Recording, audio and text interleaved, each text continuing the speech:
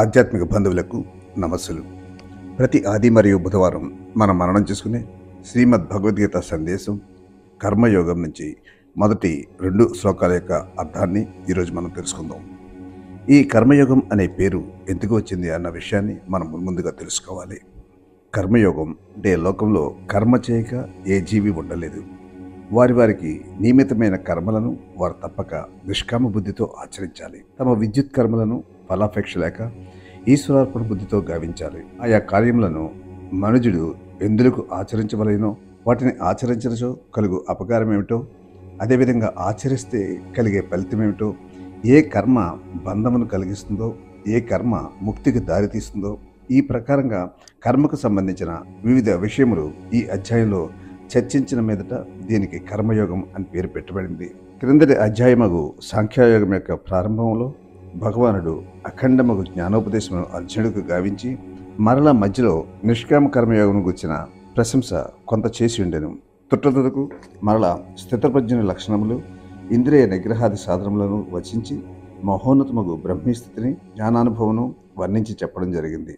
అది అంతయు విన్న అర్జునుడు జ్ఞానమే కర్మ కంటే అధికమని భగవానుడు నిర్ణయించినట్లు భావించి, జ్ఞానమే గొప్పదని భగవానుడి అభిమతమైతే నన్నెందుకీ కర్మరంగమున యుద్ధమును ప్రచండ కర్మక్షేత్రమును నన్నెందుకు దింపుచున్నారను సంశయంతో ఈ అధ్యాయంలో కూడా అర్జునుడు 2 ప్రశ్నలు వేస్తున్నాడు.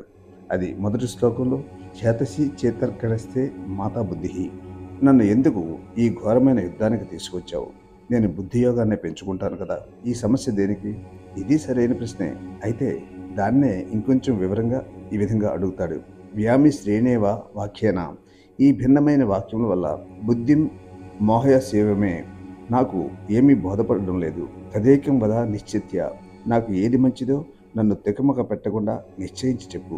నువ్వు ముందు చెప్పిన విధంగా బుద్ధియోగమునే వృద్ధి చేసుకుని ఈ భయంకరమైన కర్మ నుంచి బయటపడతాను అంటున్నాడు. వేల సంవత్సరాల నుండి మనందరినీ వేధిస్తున్న పెద్ద సమస్య కర్మ చేయాలా, అకర్మ అంటే పని చేయకుండా ఉండాలా అన్నది. ఆత్మ ఏమీ చేయనప్పుడు నేను ఆ విధంగానే ఏమీ చేయకుండా ఉంటాను. పని చేయవద్దన్న సిద్ధాంతం భారతీయుల మనసును బాగా పట్టింది. నేనెందుకు పని చేయాలన్నది వృద్ధి చెంది విపరీతమైన బద్ధకం పెరిగిపోయింది.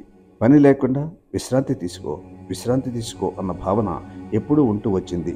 పని చేయకుండా ఉండడం మంచిదన్న భావన వల్ల కర్మ చెడ్డది, పని చెడ్డది, ఆత్మ పని చేయకుండా ఉంది, నేను ఆత్మానుభూతిని పొందాలంటే పని చేయకుండా ఉండాలన్న ఈ ఆలోచన దృఢమైన స్థానాన్ని సంపాదించుకుంది.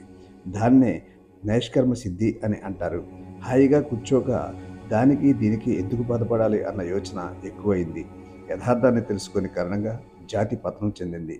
కాబట్టి శ్రీకృష్ణుడు కర్మ అకర్మలకు వివరణ ఇస్తున్నాడు. అవతత్వంలో ఆ విధంగానే చెప్పబడింది. కానీ వారు ఆ అర్థాన్ని తీసుకోలేదు, బద్ధకంగా కూర్చోలేదు. శ్రీకృష్ణుడు కర్మ నిష్కర్మలను వివరిస్తూ కర్మకే ఎక్కువ ప్రాధాన్యత ఇస్తూ వివరించబోతున్నాడు. అదేమిటో వచ్చే వీడియోలో మనం తెలుసుకుందాం.